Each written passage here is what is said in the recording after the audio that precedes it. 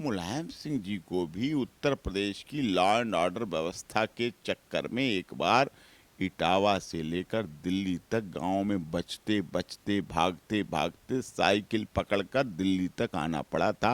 तब मुलायम सिंह जी की बन नहीं पाती, कितनी बना पाता अलग विषय है, लेकिन चाहता प्रत्येक मुख्यमंत्री है कि उसकी लॉ एंड ऑर्डर व्यवस्था मजबूत बने, सशक्त रहे, आगे काम से संबंध है। उनके डिस्क्लोजर में पुलिस के पास है।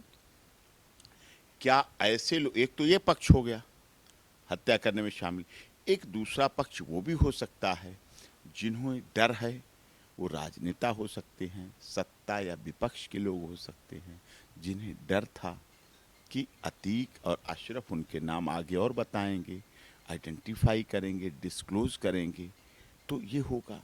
ऐसे संगठन हो सकते हैं आतंकवादी संगठन जिनकी वजह से घटना अंजाम दी गई, जिसकी वजह से अतीक पंजाब ना पहुंच पाए, इंट्रोगेशन ना हो पाए, इन्वेस्टिगेशन ना हो पाए, ये विषय भी हो सकता है। महत्वपूर्ण विषय ये भी है।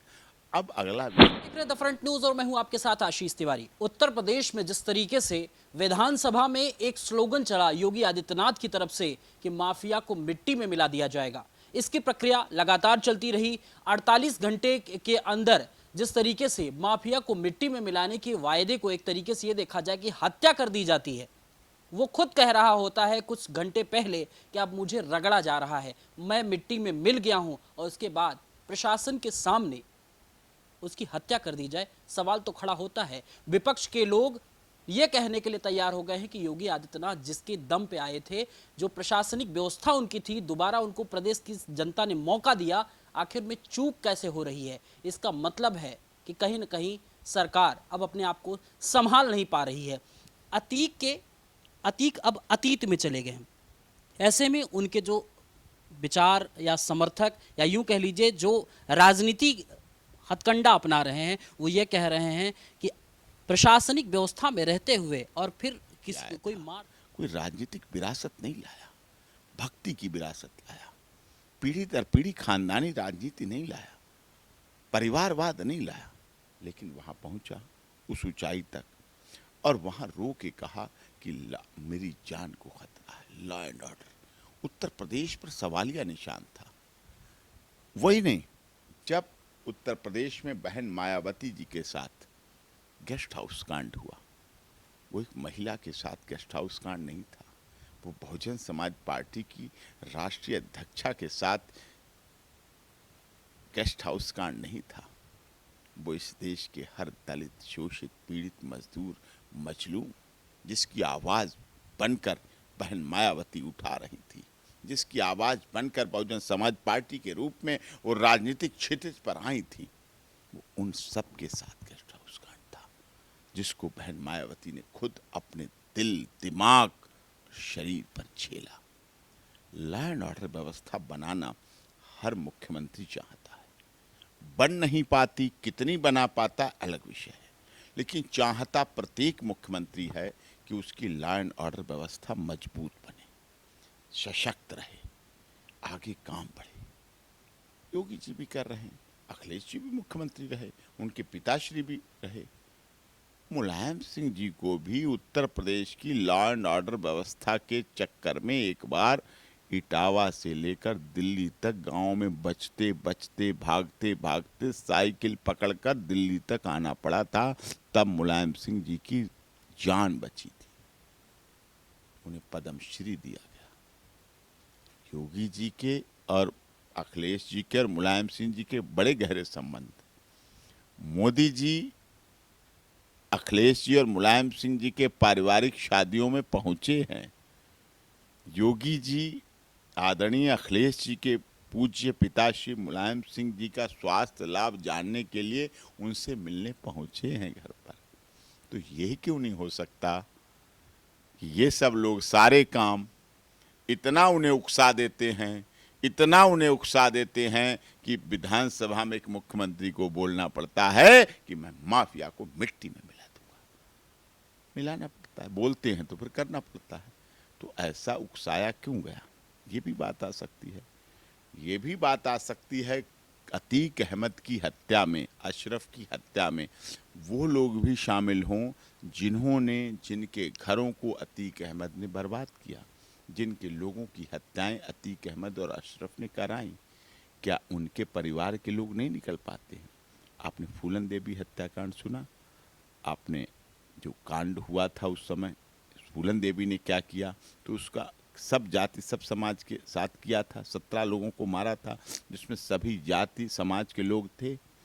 फिर काउंटर उसका हुआ, देश में हुआ।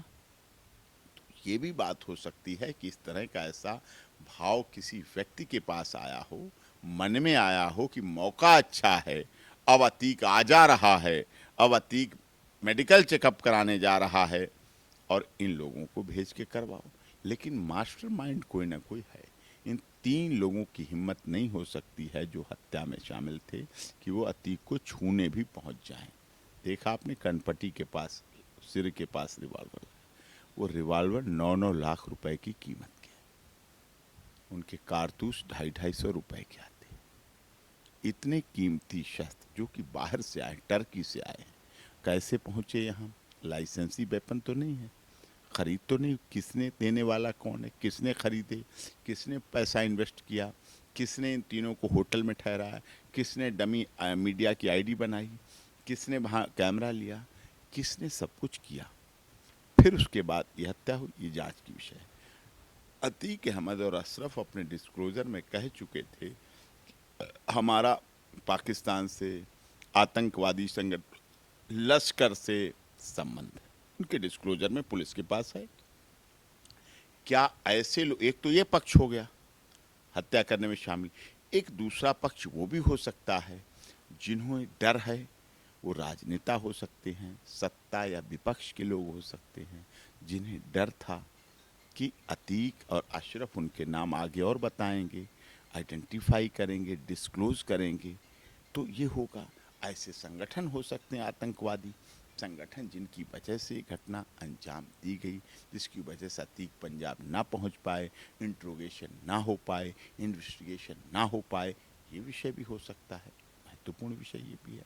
अब अगला विषय ये तो हो गए, अगला विषय ये हो सकता है कि कुछ ऐसे लोग हों जो अतीक अहमद ने बेनामी संपत्ति अपनी उनको दे रखी हो, छुपा रखी हो, वो सोचते हो मौके की तलाश में अब क्यों देना पड़े मुझे, अब क्या ज़रूरत है, इसे मिटा दो, इसे ही हटा दो। ये भी विषय हो सकता है, ये भी चर्चा है। इस तरह की ये सब बातें हैं। अब अगला विषय आपका ये है कि क्या हत्या करने के बाद कोई धार्मिक नारा लगाना वहाँ उचित था या नहीं था? वहाँ लोगों ने जय श्री राम का नारा लगाया। इसमें भी लोगों को आपत्ति है कि आखिर में मारने के तुरंत बाद जैसे ही पुलिस कब्जे में लेती है और जय श्री राम के नारे, क्या विक्टिम कार्ड था क्या? ये क्या साजिश थी?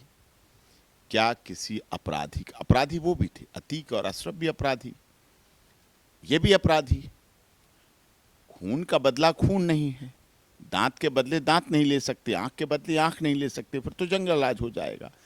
तो जब उन्होंने जय श्री राम के नारे लगाए, जय श्री राम का उद्घोष किया, तो क्या हत्यारों का धर्म हो गया? क्या हत्यारे अब देशभक्त हो गए जय श्री राम बोलने से? क्या अब वो हत्यारे राम भक्त बन गए? क्या उनकी तुलना अयोध्या में प्रभु श्री राम के मंदिर के निर्माण में जाने वाले श्री राम कार भक्तों से होने लगेगी, कार सेवकों से होने लगेगी? ऐसा तो नहीं है साहब। उन्होंने क्यों बोला, किस लिए बोला, किसने बुलवाया, किसने बता के बोला? वो तो सरेंडर भी अपने आप हुए, भागने का प्रयास नहीं किया, रिवॉल्वर भी फेंक दिया। इसमें सबसे अच्छी बात रही, इन्वेस्टिगेशन के पार्ट पर डेड बॉडी बरामद है, CFSL रिपोर्ट के लिए जो कार्टिज यूज़ किए गए जिस वेपन से, वो वेपन बरामद है, वेपन ऑफ ऑफेंस जिसे कहते हैं, बहुत इंपॉर्टेंट चीज़ वो बरामद है। पुलिस CCTV कैमरे से इन्वेस्टिगेशन करती है शुरू, लेकिन यहाँ क्या है, बड़े बड़े अथेंटिक कैमरे, न्यूज़ चैनल के कैमरे, न्यूज़ चैनल के इलेक्ट्रॉनिक्स रिकॉर्डिंग, वो सारी सबूत है। वरिष्ठ पत्रकार उस घटना की फ्रेम बना रहे थे, खड़े थे, सवाल पूछने के लिए सुन रहे थे, आई विटनेस भी हैं, प्रेजेंस भी उनकी है, CDR भी उनकी है, होस्टाइल भी नहीं होने वाले हैं, दबंग पत्रकारिता करने वाले हैं। वेपन ऑफ ऑफेंस भी बरामद हो गया, कैमरे की रिकॉर्डिंग भी सामने आ गई। खरोंच जिन पत्रकारों के लगी और एक इंजरी लगी वो भी हैं, मृतक भी है, पुलिस भी है, भागे भी नहीं, सब चीजें सामने। इस पे एक सवाल और आ रहा है, विपक्ष के लोग ये कह रहे हैं कि पुलिस मूक दर्शक बनी रही, क्या एक अटैकर्स के लगी है, एक अटैकर्स का इलाज चल रहा है, एक अटैकर्स के हमला हुआ।